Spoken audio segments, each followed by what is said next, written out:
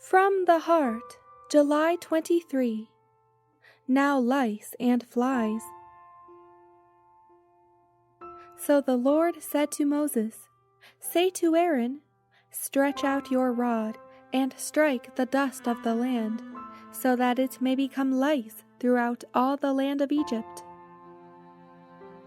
The frogs died and were then gathered together in heaps. Here the king and all Egypt had evidence which their vain philosophy could not dispose of, that this work was not accomplished by magic, but was a judgment from the God of heaven.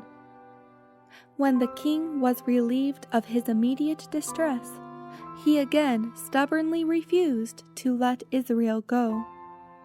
Aaron, at the command of God, stretched out his hand and caused the dust of the earth to become lice throughout all the land of Egypt. Pharaoh called upon the magicians to do the same with their enchantments, but they could not.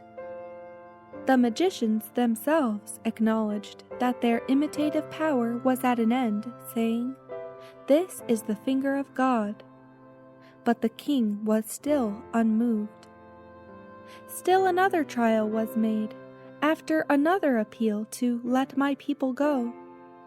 Flies filled the houses and swarmed upon the ground, so that the land was corrupted by reason of the swarm of flies.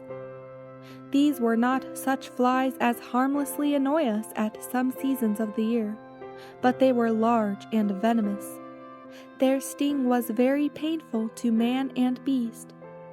It had been previously stated that the land of Goshen would be exempt from this visitation, which was accordingly found to be true. Pharaoh now sent for the two brothers and told them that he would allow the Israelites to offer sacrifices in Egypt itself, but this offer was refused.